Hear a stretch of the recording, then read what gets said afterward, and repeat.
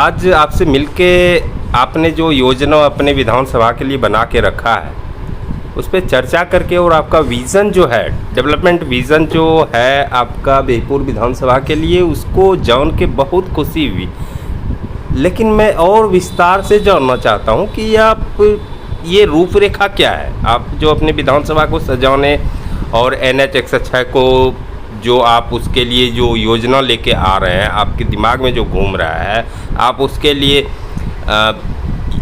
नीचे से लेकर ऊपर मुख्यमंत्री कार्यालय तक आप लगे हुए हैं, ये मैं जान रहा हूँ। तो लेकिन मैं चाहता हूँ कि ये चीज़ें बिहपुर की जनता या आपके जो भी प्रशंसक या विरोधी भी हैं जो वो जाने की आपकी रूपरेखा क्या है, विज़न क्या है। सबसे पहले तो मैं आपको धन्यवाद देना चाहता हूँ कि एक आम जनमानस का जो विज़न है या जो चाहता है क्षेत्र में, एक आम कार्यकर्ता का रूप में आप हमसे ये जानना चाह रहे हैं कि आगे बिहपुर विधानसभा को आप कैसे सजाएंगे या आदर्श विधानसभा कैसे बनाएंगे। जी जी।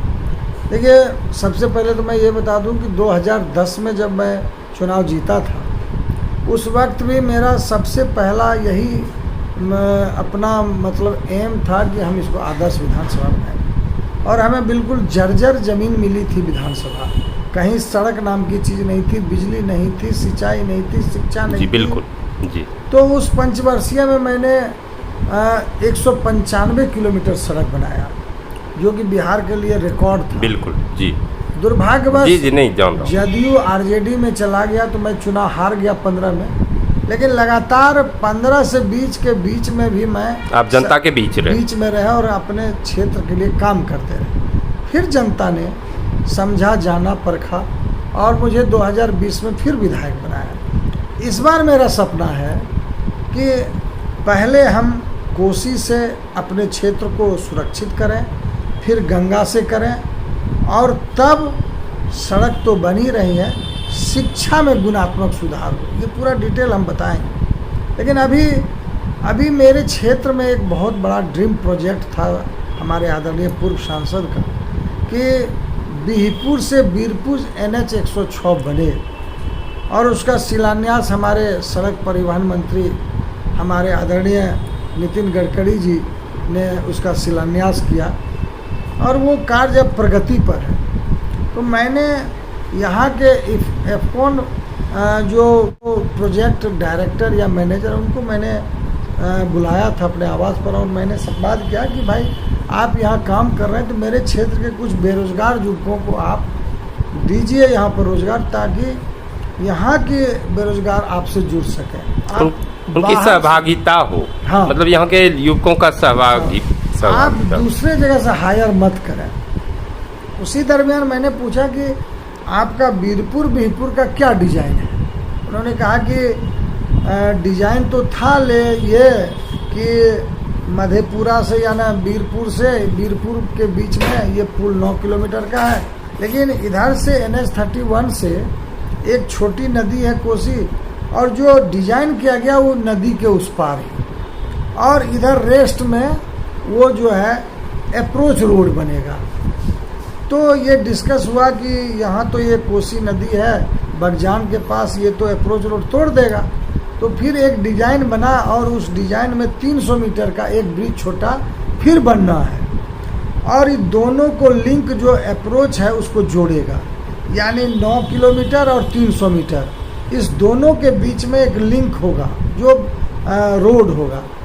तो मैंने कहा कि मेरे क्षेत्र के लोगों को क्या फ़ायदा होगा इससे, हम तो यहाँ से चढ़ेंगे सीधे मधेपुरा चले जाएंगे, फुलौद चले जाएंगे, लेकिन इस बीच में हमारा कहारपुर एक बस्ती है, इस बीच में मेरा गोविंदपुर एक बस्ती है, और 10,000 से 20,000 हेक्टेयर हमारे क्षेत्र के लोगों का खेत है, जमीन जी। तो फिर तो वही रह जाएगा, नदी से हम लोग आर पार नहीं हो पाएंगे, यानी उस पुल से हम उतर नहीं पाएंगे। तो क्यों नहीं जो 300 मीटर और 9 किलोमीटर के बीच में जो लिंक रोड है उसके दोनों तरफ आप अप्रोच बनाइए।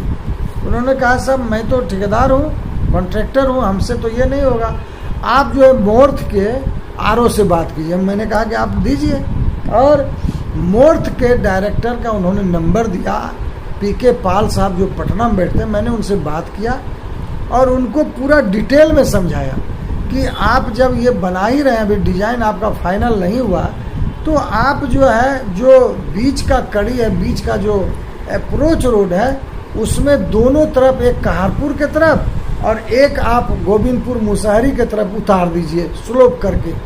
उन्होंने कहा कि ठीक है, आप ये हमें मेल पर अपना चिट्ठी दीजिए, हम इसको मतलब पुल से ही डाइवर्जन एक डाउन हो जाएगा जो उस आबादी में, खेत वाली आबादी में, ताकि किसान भी खेत पर भी ट्रैक्टर लेके जा सके और गोविंदपुर मुसहरी के जो हमारे अति पिछड़ा के लोग थे, महादलित के लोग थे, उनकी बस्ती में भी चली जाएगी।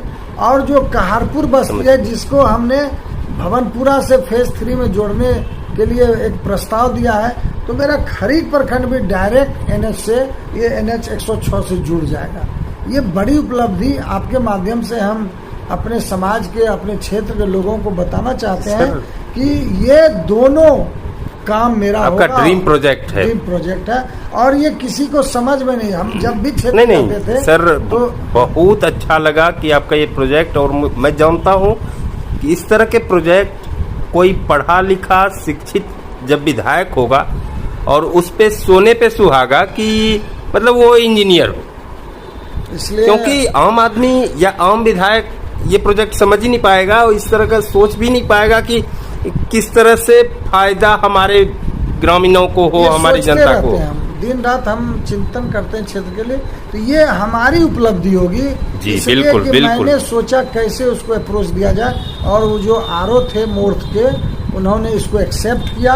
उन्होंने कहा कि आप हमको ड्राइंग बना के एक रफ, वो ड्राइंग भी मैंने सर ये प्रोजेक्ट तो आपका अजर अमर है।